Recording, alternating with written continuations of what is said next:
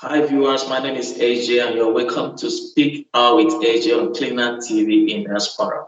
Cleaner TV in Diaspora is a social television platform that unites Africans back home and in diaspora to highlight and celebrate their achievements. This afternoon, we're going to be looking at some critical points and discussions, and we have a special guest in the house this afternoon. I'll be introducing him shortly. Let me lay down an overview of this program for our viewers. And before I do that, I would like to encourage our viewers out there to subscribe to cleveland.com so that you'll be able to keep pace with the program. So is Speak Out with Asia on Cleveland. And today we'll be looking at a very important program that has to do with social empowerment. Social empowerment. And what is this program about?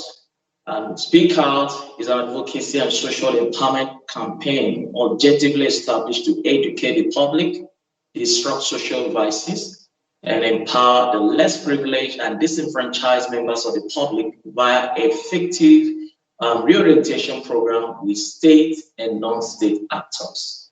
And this afternoon, we have a special guest in the house by name Telana Simpson.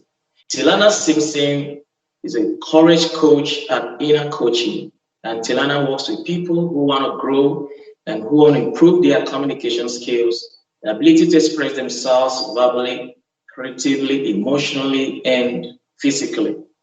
So here we go on Speak Out. Because Speak Out is actually a platform to educate the public, socially, to empower them to actually become the voice of the people, the voice of the voiceless, to speak out for those who can't speak out for themselves. For example, those that have gone through trauma due to some of these social vices like sexual harassment, gender-based violence, all those things, and amongst other social vices.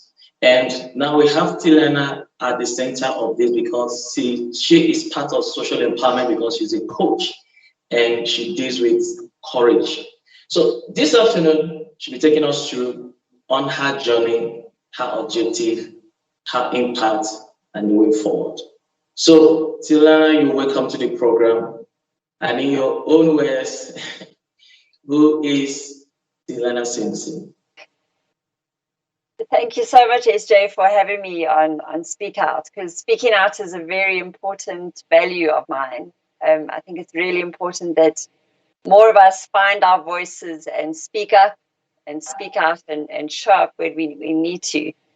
And that was actually part of my journey. One of my biggest challenges was to be seen and heard. I would much rather be the quiet one in the background. A decade or two ago, I would never have accepted your request, to be on an interview. I would have been so shy, and this would have been so difficult to do.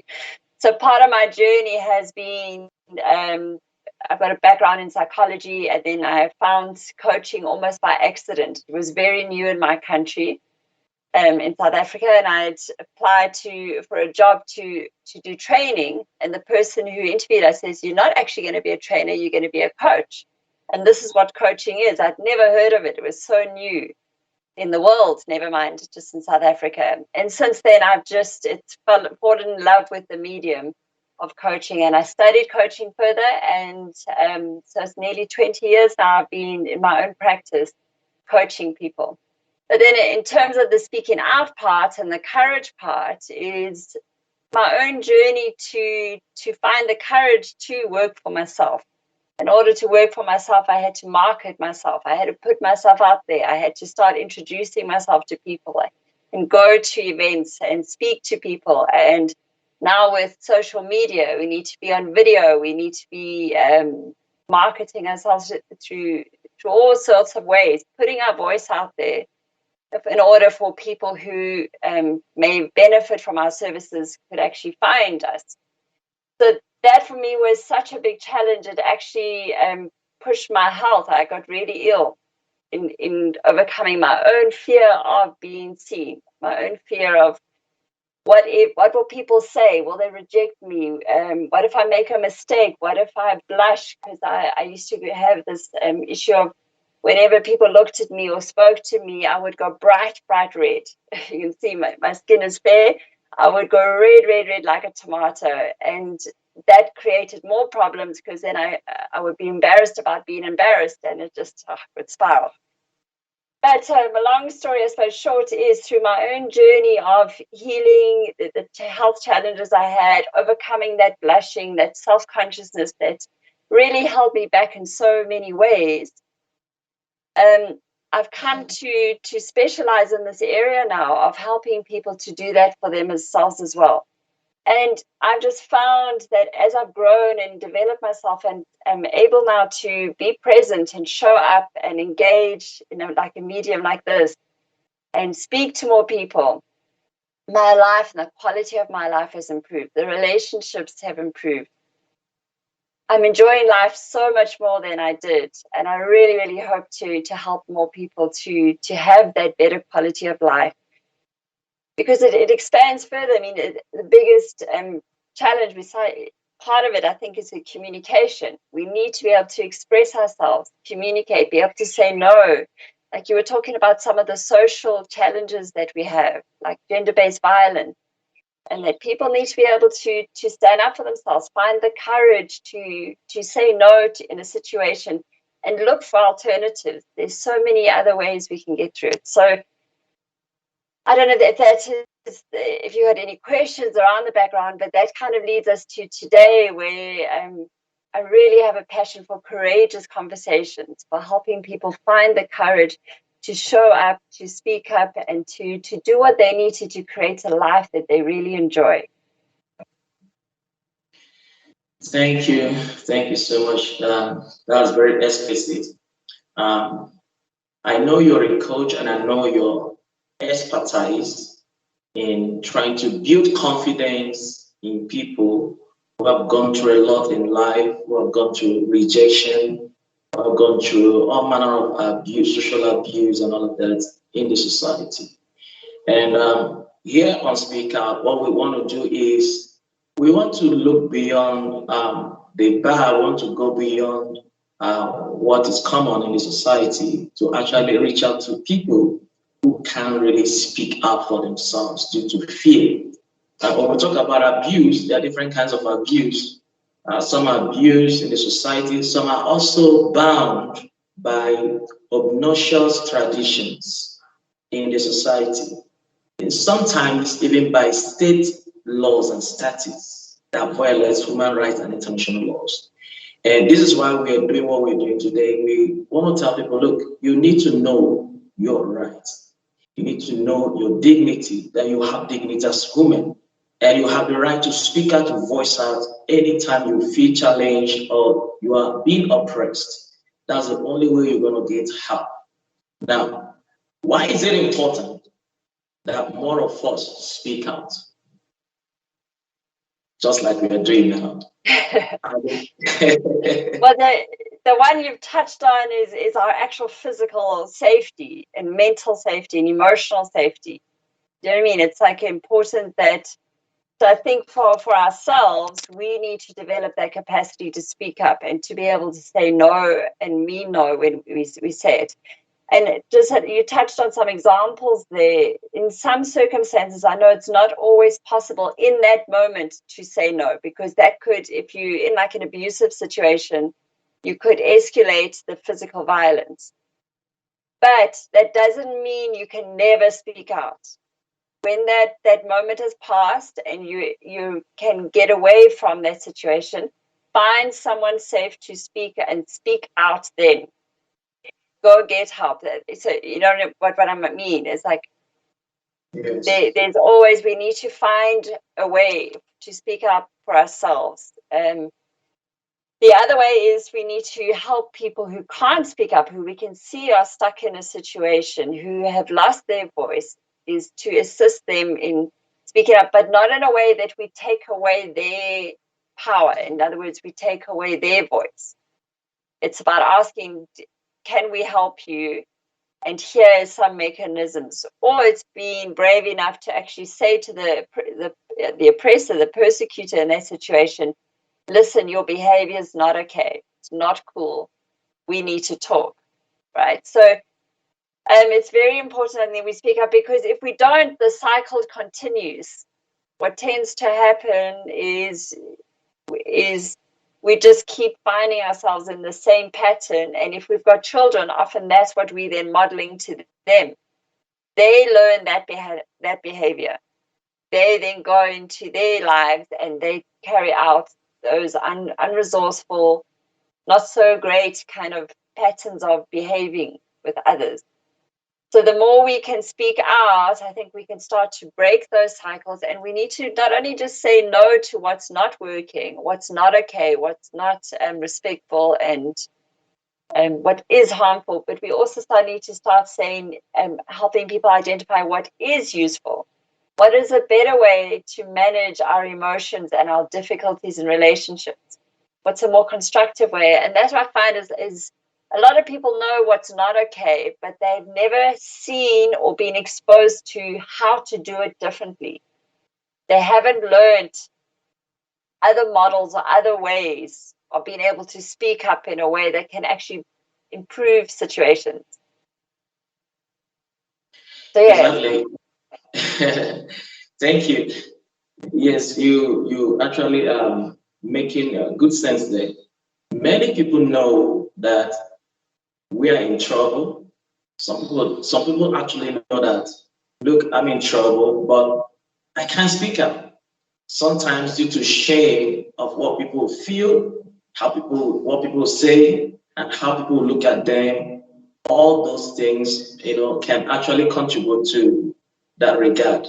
But there is also another situation where people are being abused, people are going through trauma, rejection, people are not finding themselves where they're supposed to be in the society. They don't have the courage, they lack that self-esteem to become who they really want to be in life. And you find out that the cause of their situation is actually it actually emanates from abuse in relationship they are into.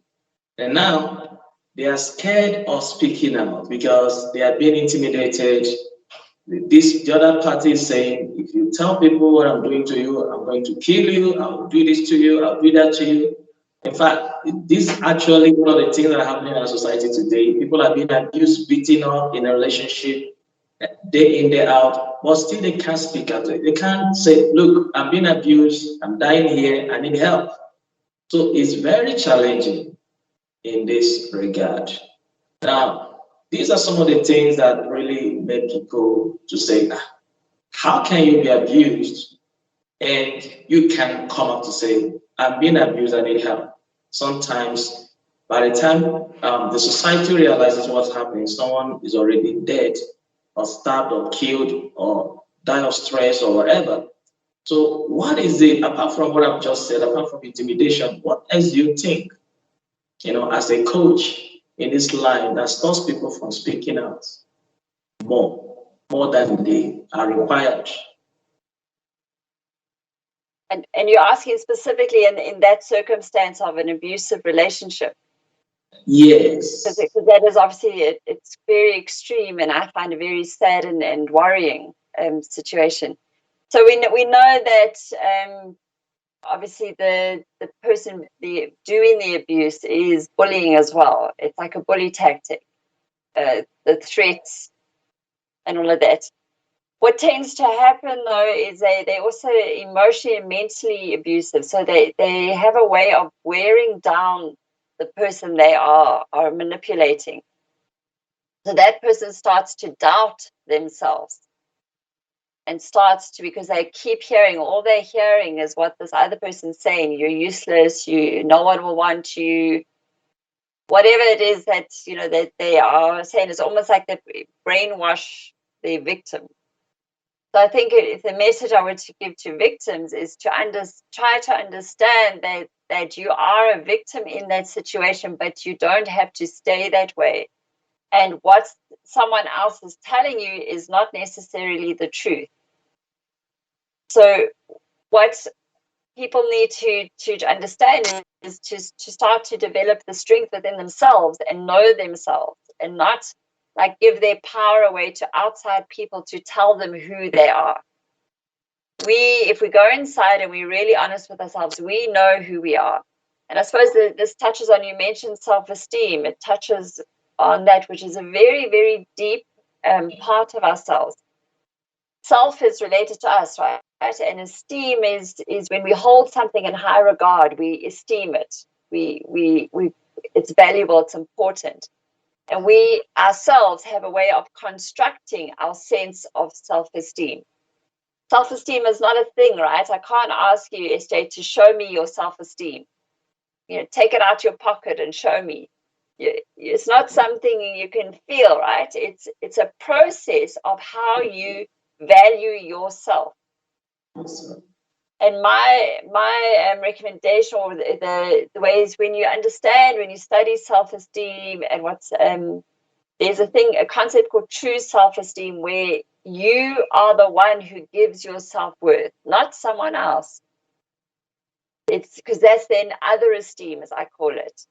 When we are able to understand that we are a human being of worth and value, it doesn't matter what happens to us, it doesn't matter what other people say or think about us.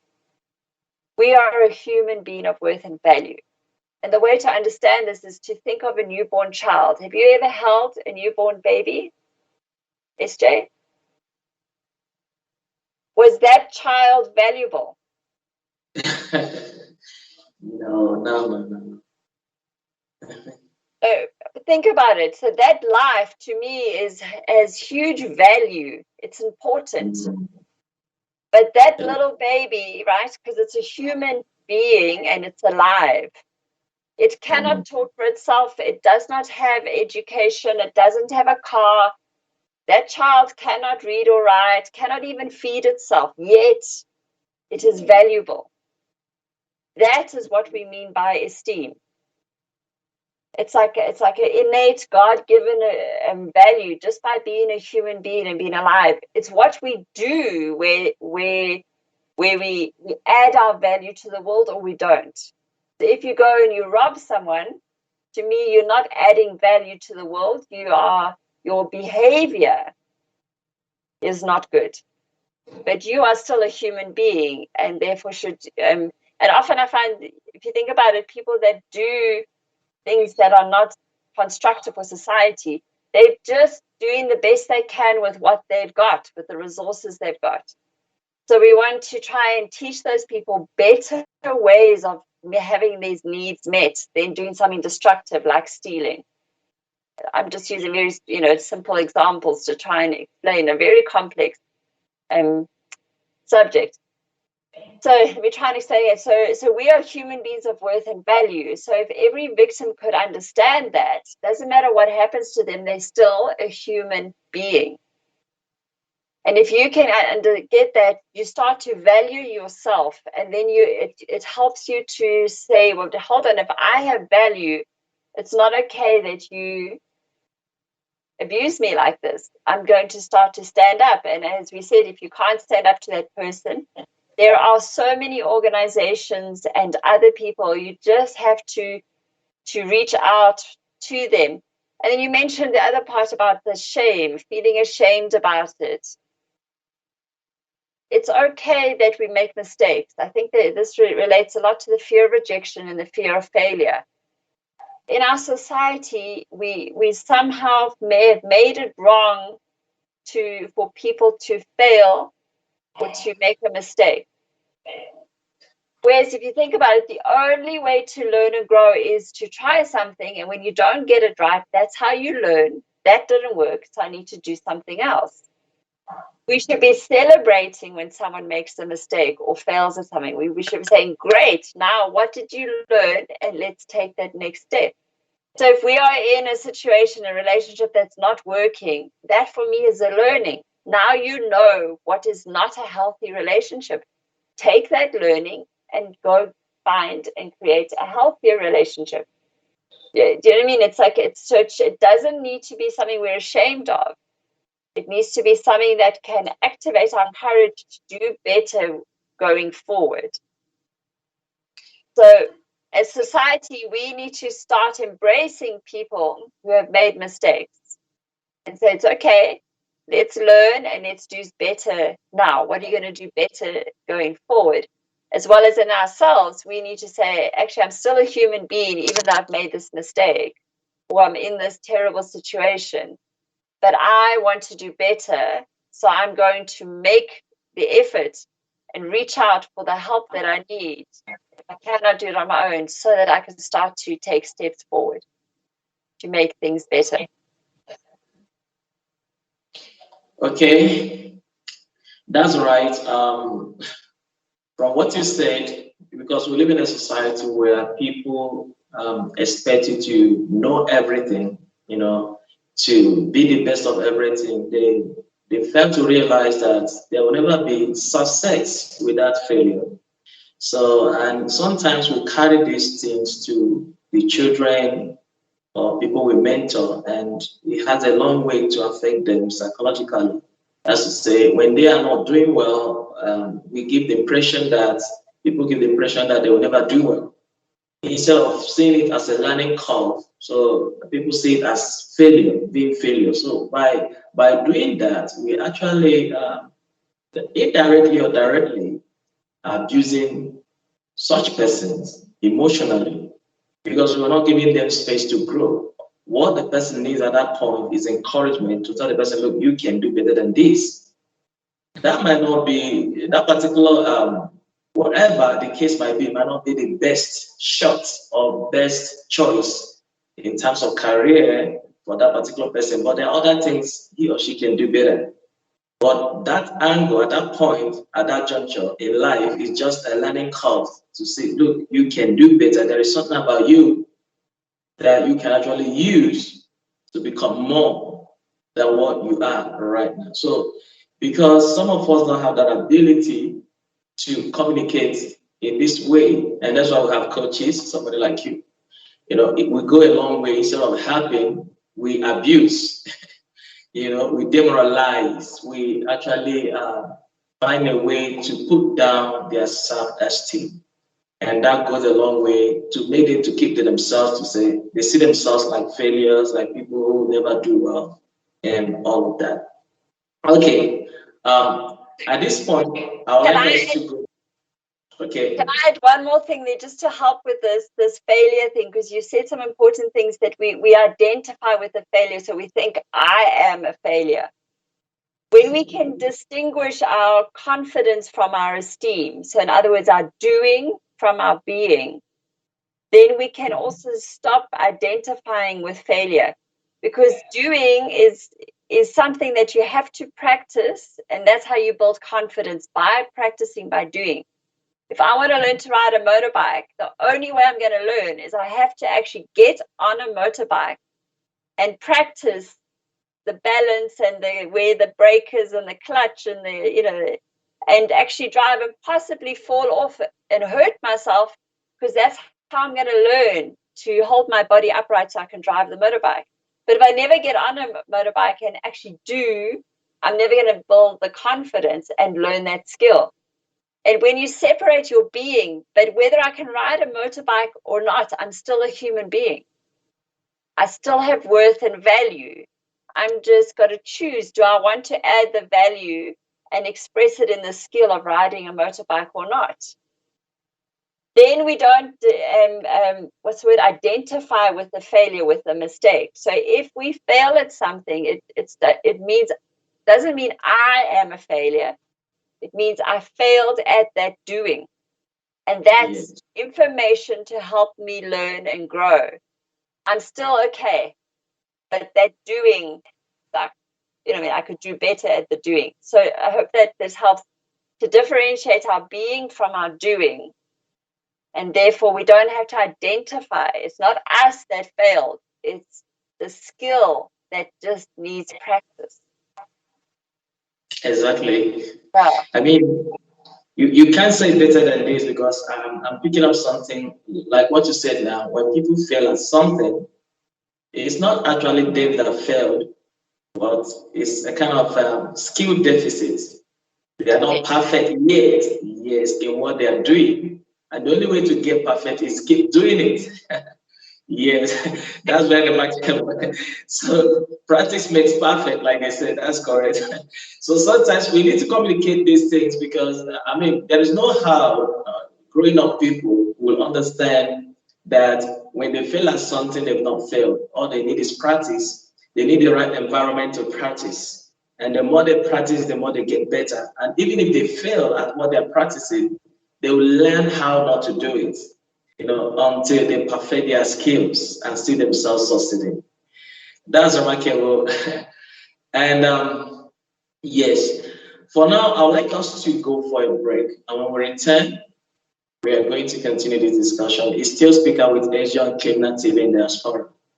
So when we return, we continue. And we have our special guest today, Telana Simpson, who is a courage coach at Inner Coaching South Africa. Okay. Cleveland in Diaspora Television is an internet online TV service. What sets us apart is a unique combination of hit African content, first and exclusive international free movies, series, musics, news, events, documentaries, tourism, teleshopping shows, youth TV programs, and live interviews. Cleveland Diaspora Television is available throughout sub-Saharan Africa and to the diaspora markets worldwide. Take your entertainment with you wherever you go.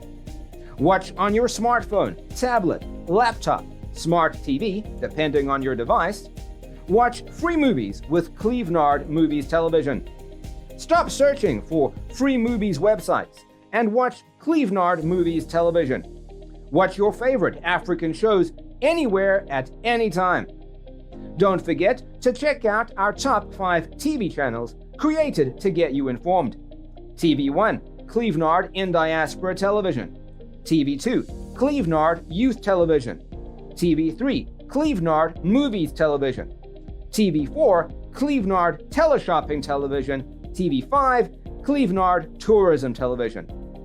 To start watching, sign up at www.cleveland.com and follow the easy steps. Once you're done, log into the Cleveland website or app on your device, click on any one of our 5 TV channels, and hit play.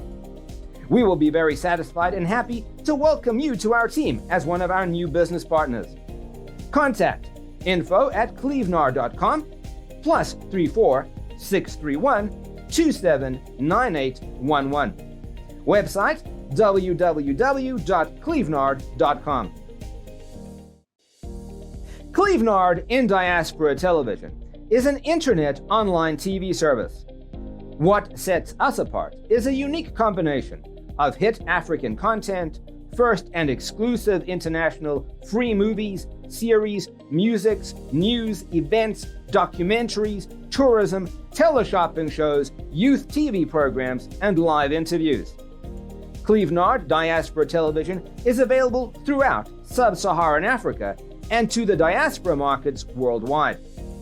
Take your entertainment with you wherever you go.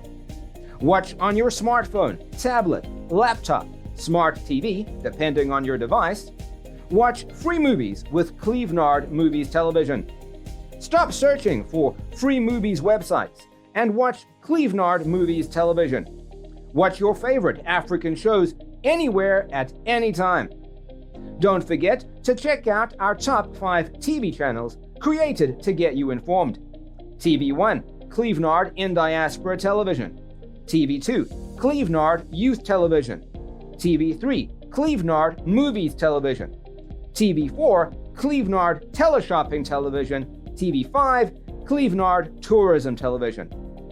To start watching, sign up at www.cleveland.com and follow the easy steps. Once you're done, log into the Cleveland website or app on your device, click on any one of our 5 TV channels, and hit play. We will be very satisfied and happy to welcome you to our team as one of our new business partners. Contact info@clevenar.com +34 631 279811. Website www.clevenard.com. Welcome back. It's Speaker with AJ on Cleaner TV in Diaspora. And today we have a wonderful guest in the house by name Telana Simpson. And Telana Simpson is a courage coach at Inner Coaching South Africa. Telana works with people who want to grow, who want to improve their communication skills, their ability to express themselves verbally, creatively, emotionally, and physically, and so much more. So we have her here, and she'll be taking us through on this critical discussion this afternoon. We have to continue from here. You're welcome back, Telana. Thank you. Yes. Okay. And like we said on this platform, our business is to actually advocate for people who can't speak for themselves and to empower people there who are disenfranchised. We have two categories of people: the less privileged and just people who are there. Not that they are less privileged, but they are disenfranchised. They don't have the ability to speak out. And they might have the means, but they don't have the courage. So that's why this discussion is important. Moving forward, I'd like to know these things we're talking about now at this point revolves around fear and low self-esteem or timidity, lack of education. But let's say literacy also plays a very big role, which means education is very vital at this point. Many people don't consider education as imperative, but I believe education is key to human development. At any level, no matter how you see it, where you come from, you can do away with education. It's not about degrees, but being informed, being aware is very important. So we actually going to look at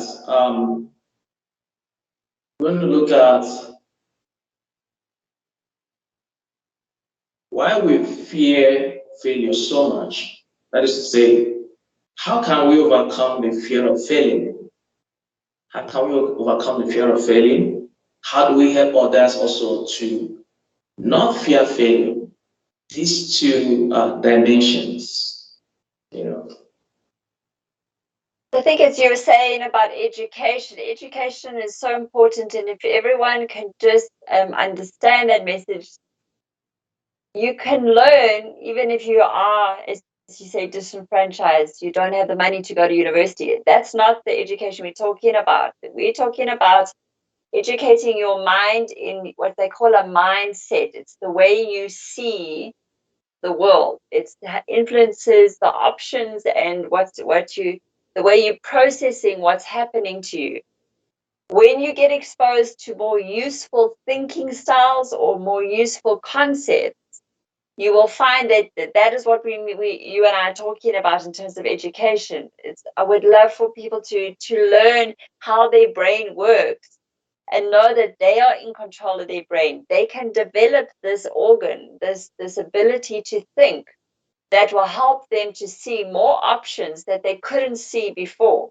And from more options, you have more choice and you can be more creative in finding a way out of a difficult situation.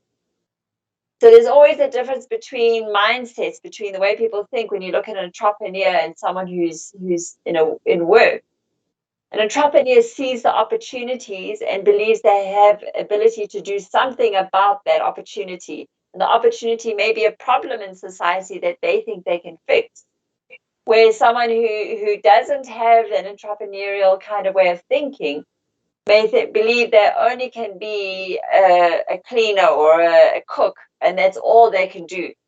Whereas I believe if a human has done something, it's humanly possible. We're all human beings. So we can learn, if we just apply ourselves, we can learn all these different skills and abilities and have different experiences.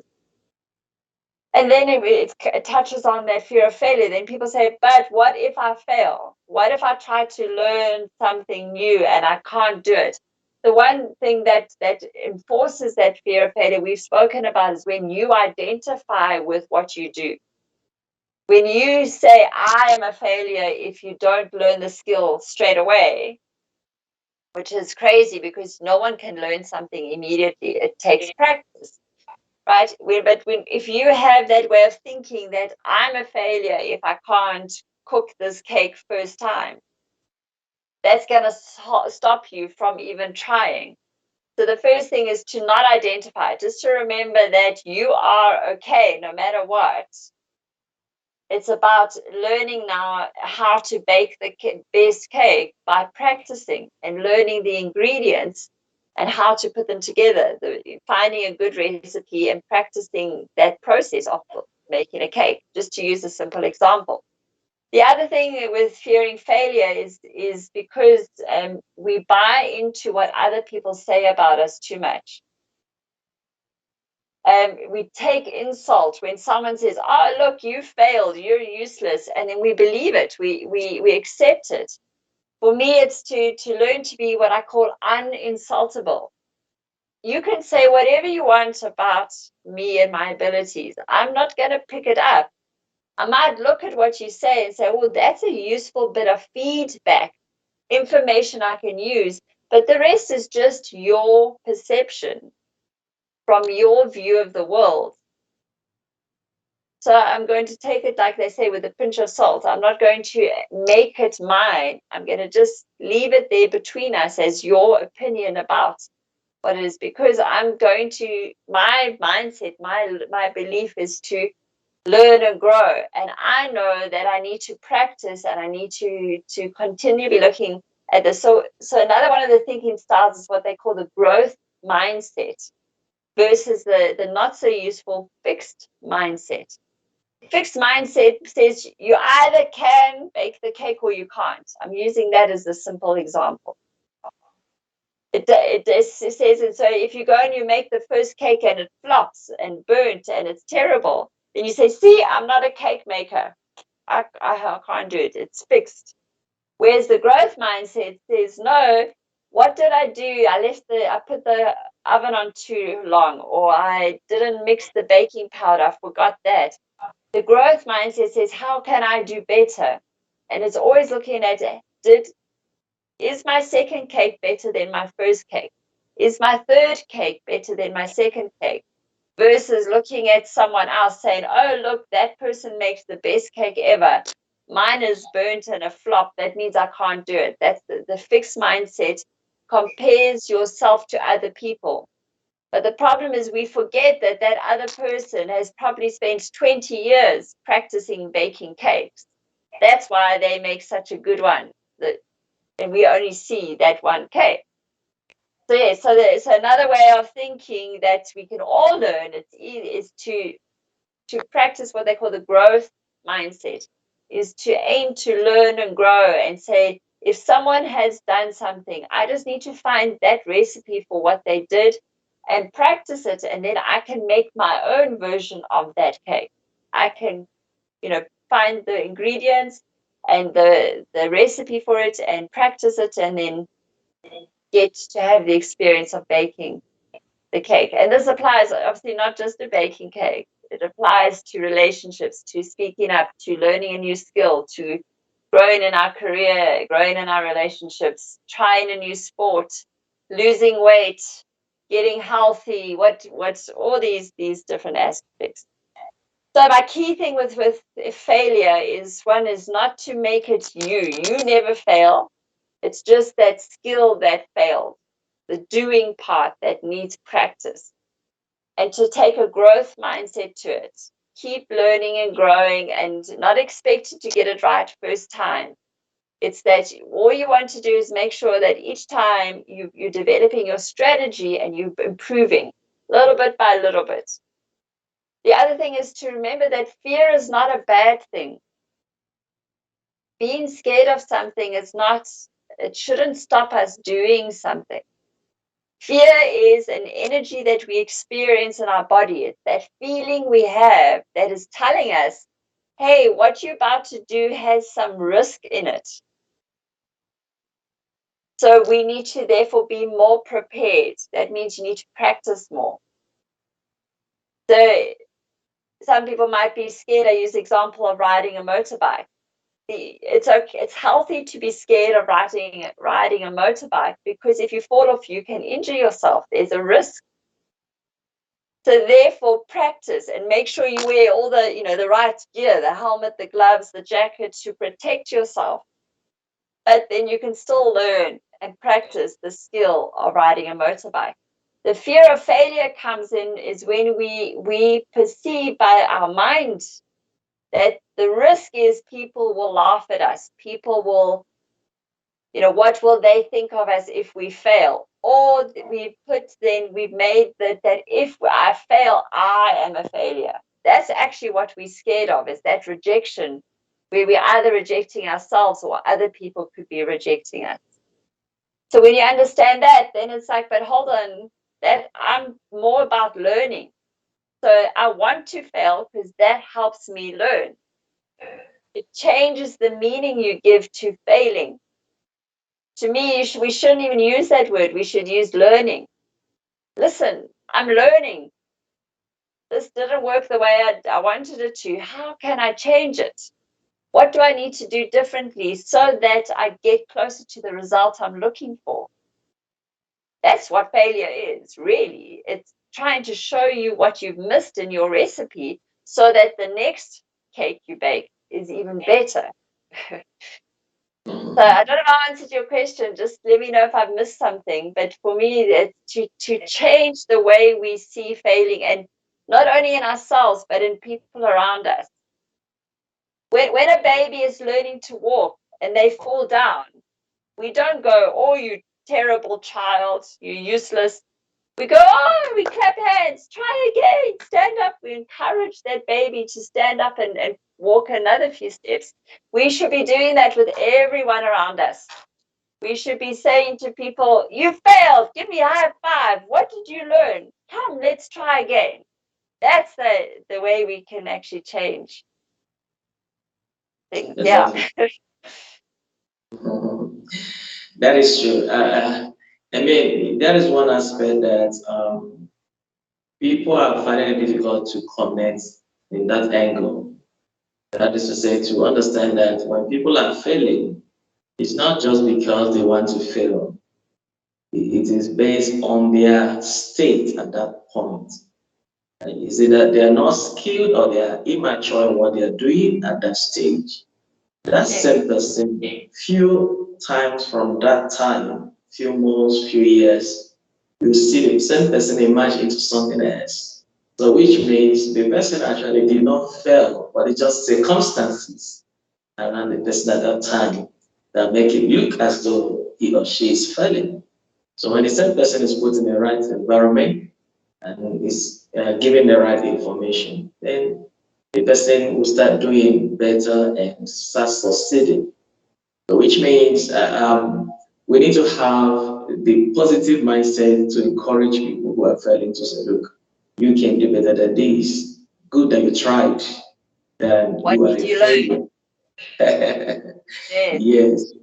So that is that, and this is why we need the education part, because we live in a society where people think that education is about going to the university and coming out, and we've come to find out that it's not working that way, because you might have a degree and still not be aware with your environment.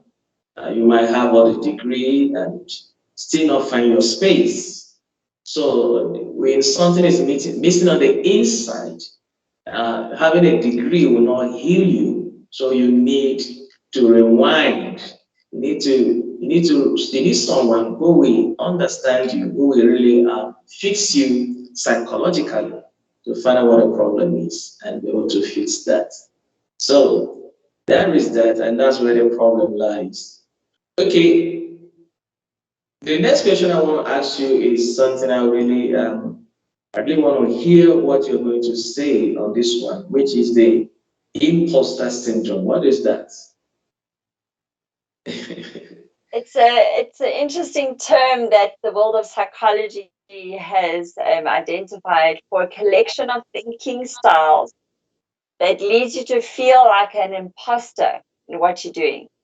So you can be the most knowledgeable person, have degrees, have years of practice in whatever it is skill that you maybe are hired to do for work, and yet you still doubt yourself and feel like a fraud.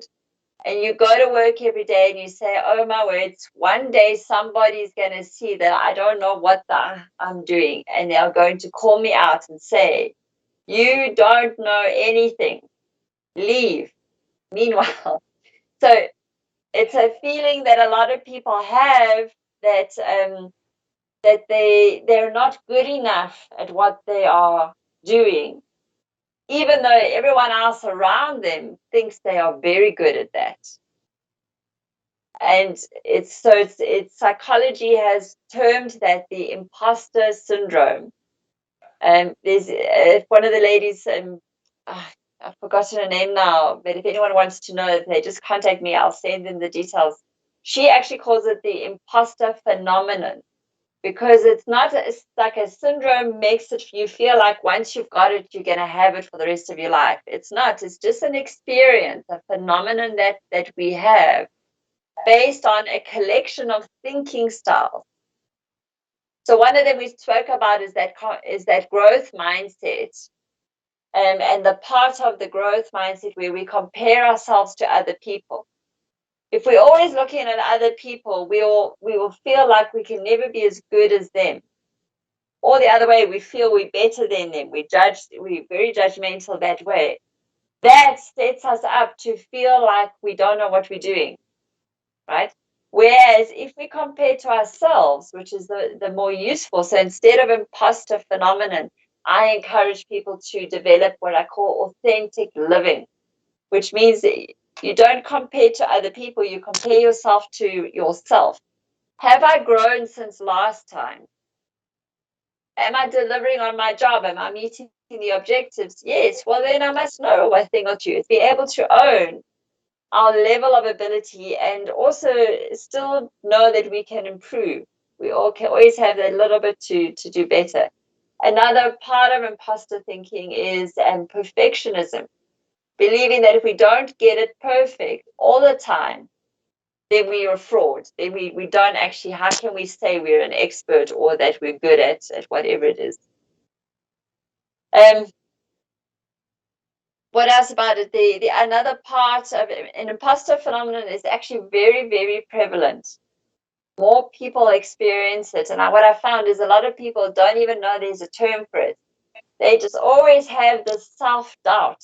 They doubt themselves. They think, what if I can't perform? What if I can't get it right? What if I expose that I actually don't know everything about this? Most people feel that feeling because there's so much to know about just a subject. So when people find out that there's actually a name for that feeling, the imposter is called the imposter phenomenon, or imposterism, another name for it. It opens up for them. It's like, oh, okay, so it's not me. I'm not going crazy. It's just the way I'm thinking about the situation that is leading me to doubt myself. So therefore, we want to shift the thinking and do things like remember that our esteem is different to our confidence, that we are a human being of worth and value. There's no condition to that. It just is. That our confidence will go up and down depending on how much we practice and learn.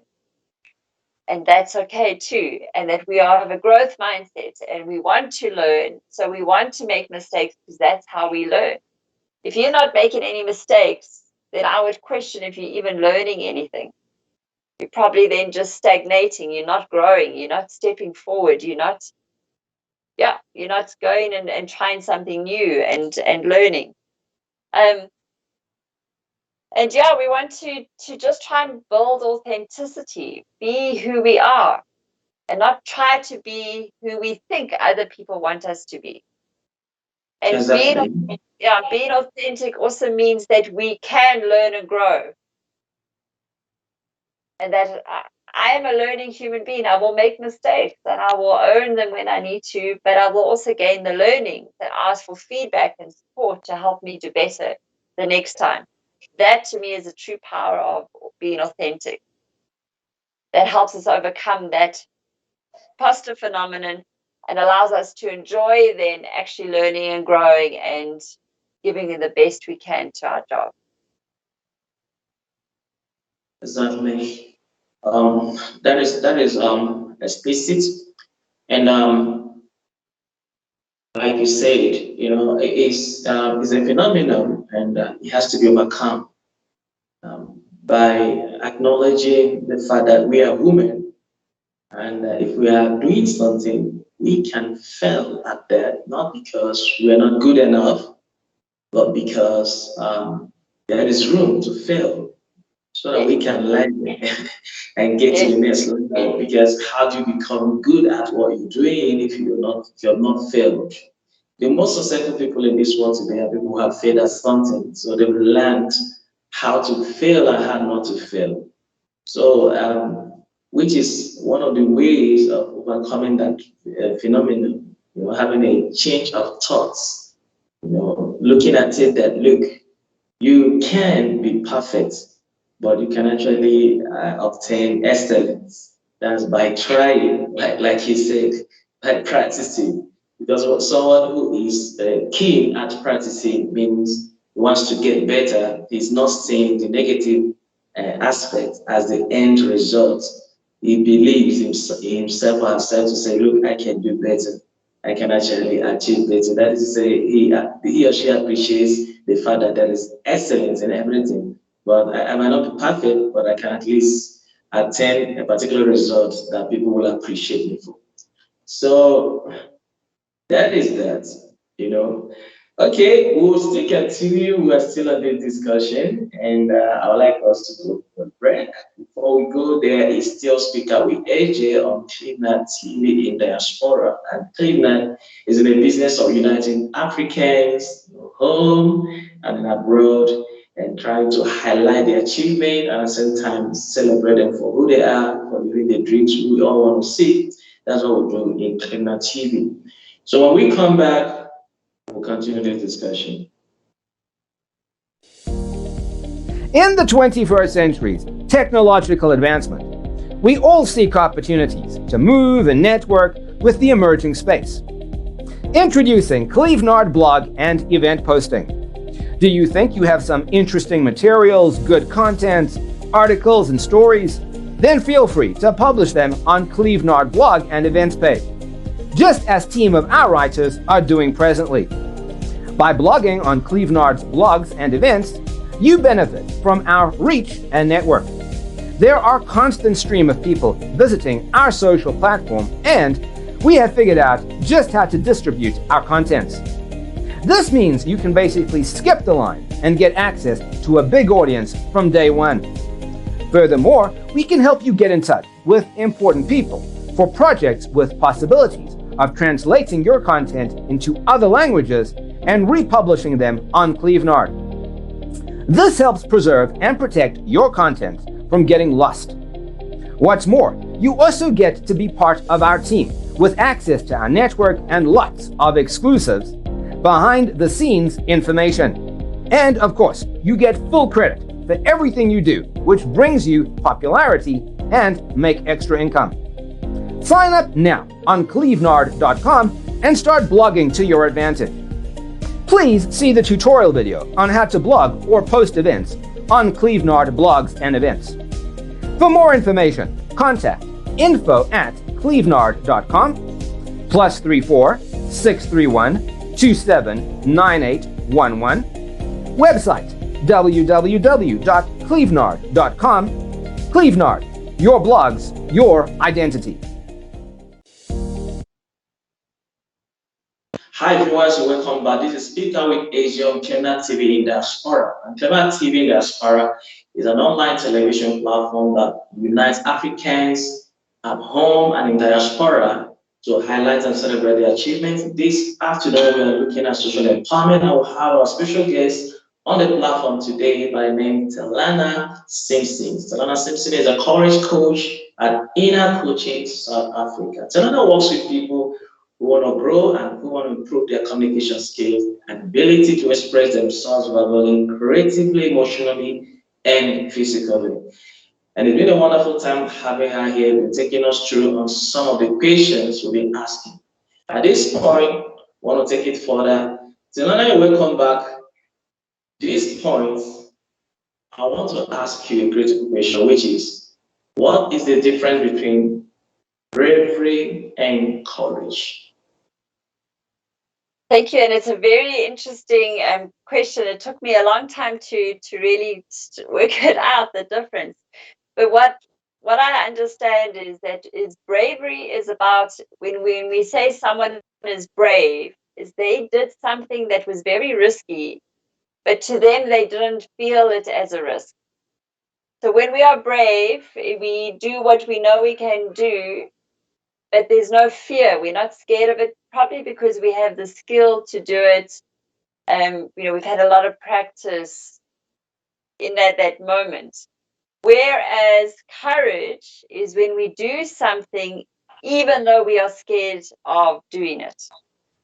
Courage is the inner strength we find to do something that we know is risky and we are scared of it, but we manage to work through that fear and still do what we need to do. So we might say, if you think of a burning building, right? The firemen who run in there to go and save the people from the building are brave. They've learned about fire, they've got the equipment, they run in, they probably don't fear it like someone else, like me, who's never experienced that. But if someone I loved was in that building, I probably would find the courage to face my fear of the burning building and run in to help that person I love get out of the burning building. So I don't know if that helps to differentiate. Bravery is when people do things, but in their mind, they're not that scared because they probably got the strength, or they may be ignorant. They didn't know it was dangerous until only after the fact, or until they find themselves in it. Whereas courage is we are very aware of the risk, the danger involved, if it is danger. Risk to me is a better word. And we face that fear. We find the inner strength, the courage to do what we need to do. Oh. Thank you. As you're saying this, I just picked up some things. I'm picking up some facts from what you're saying. Like you talk about bravery and then the courage. I'm looking at it from what you're explaining. I'm also picking out. I picked out a point that from what you said, bravery is more of a feeling, but not more of awareness. But courage, from what you just said now, is coming from a point of being aware. You are aware of the danger, you're also aware of what you want to do.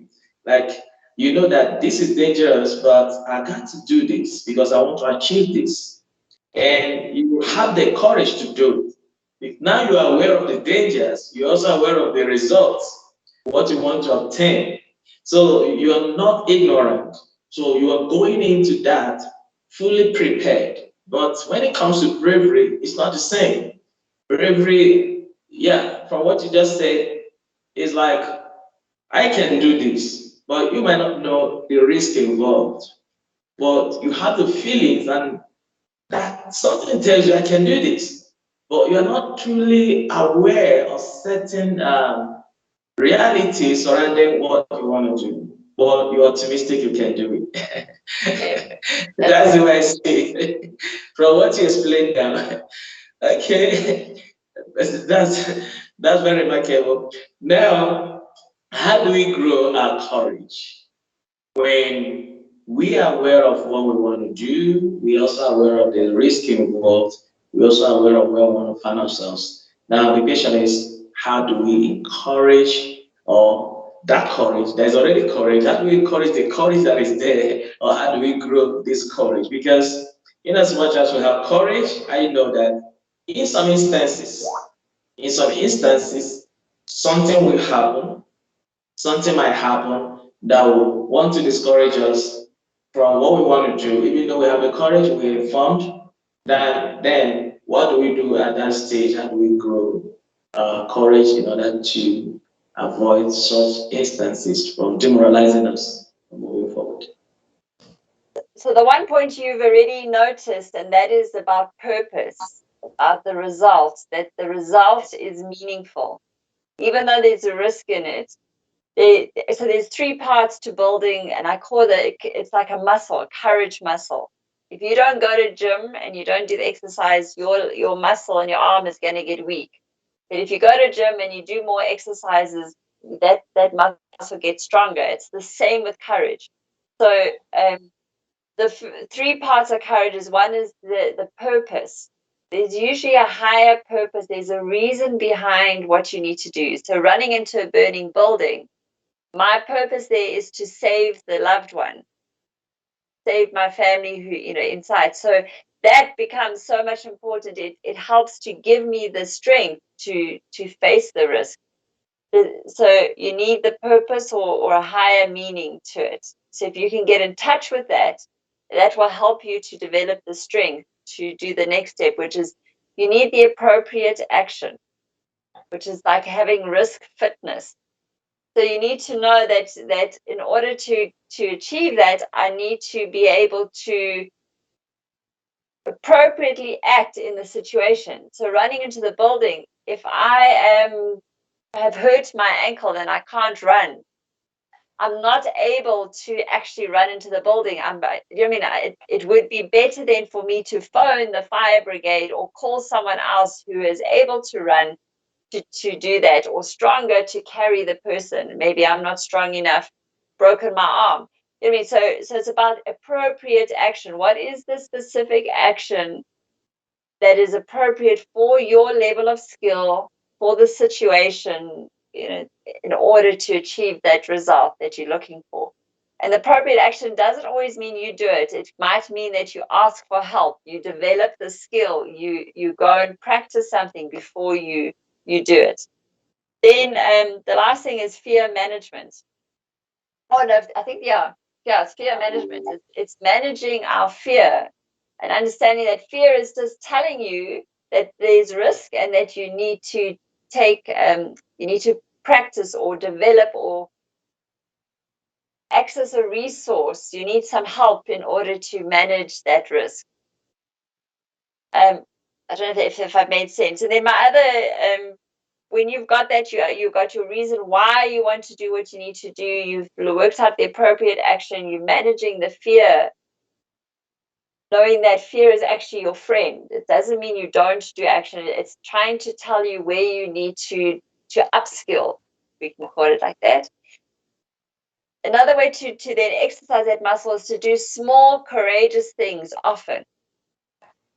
You don't have to go straight to the big thing. You can start off small. You can put your hand up in the next meeting and ask a question.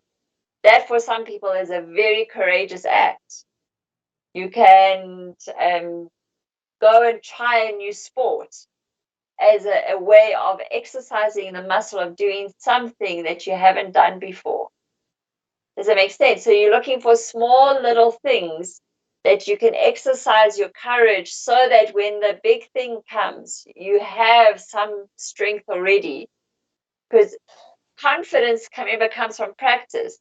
So taking the confident, appropriate action will only come from practicing. So that if we can practice small acts of courage, you will find that you kind of activate that inner strength and it becomes easier to try something a little bit more challenging because you've exercised that muscle. And a lot of what we've spoken about already helps to build courage. Things like the understanding your esteem, that you're a human being, understanding that failure is how we learn, the growth mindset, aiming for excellence, not perfect. All of those things help us to do it. But I think that you touched on the most important one is you've got to be in touch with the reason why you want the result.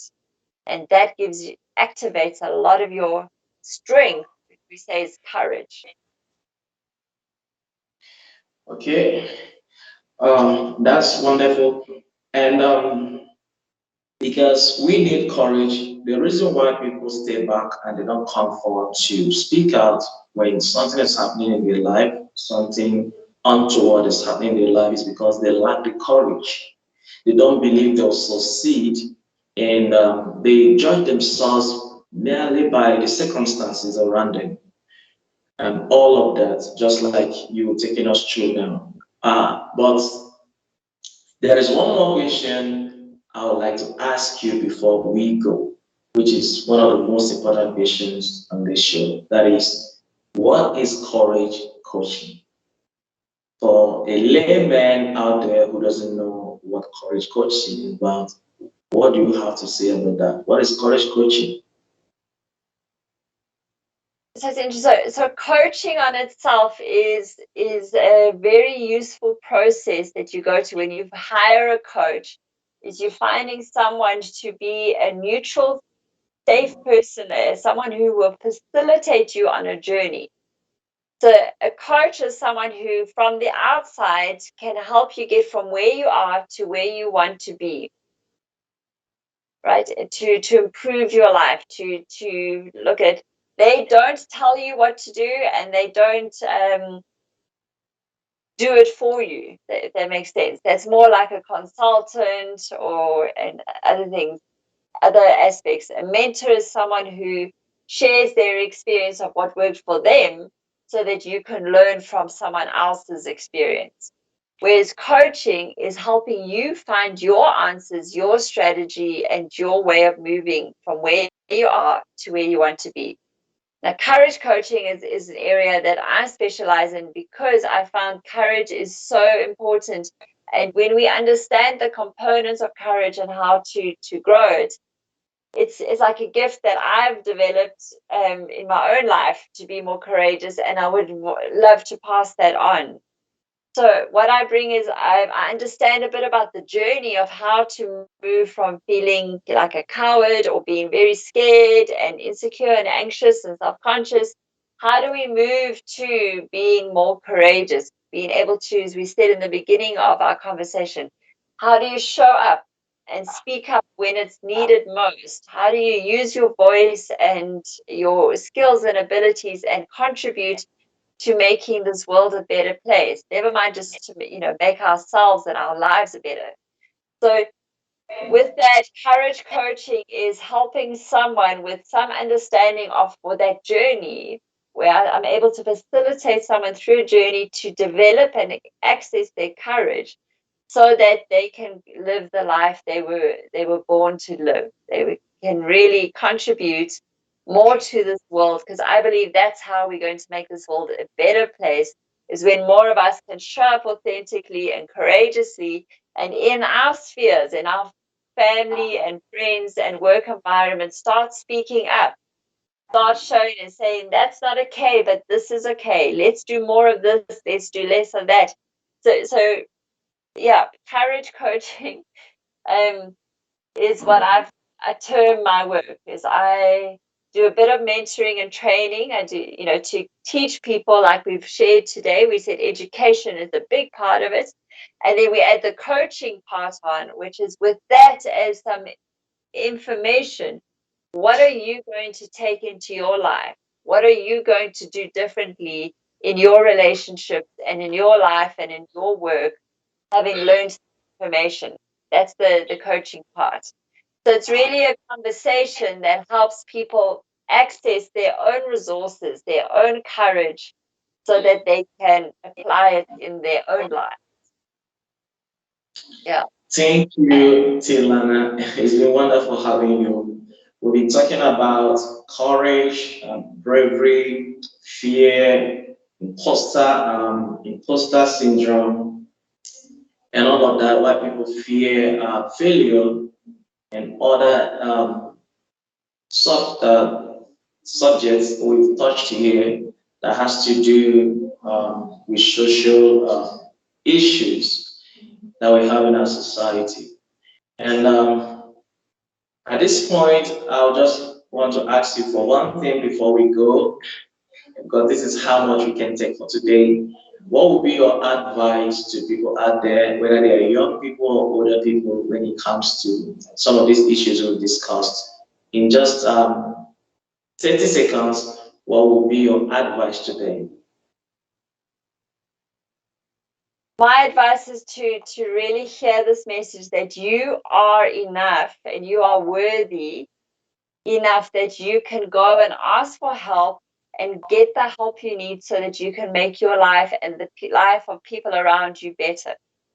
So please understand there's a lot of people out there that are waiting to help in your life because they have some skill and that's their gift to the world so that you can go and give your gift to the world. So my advice is to please speak up.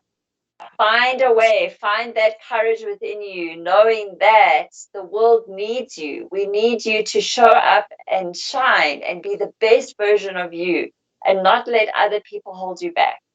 You need to find that courage, get the help you need if you need the help, and just tackle those fears. Show up and let us see you, and let us hear you, and let us celebrate you.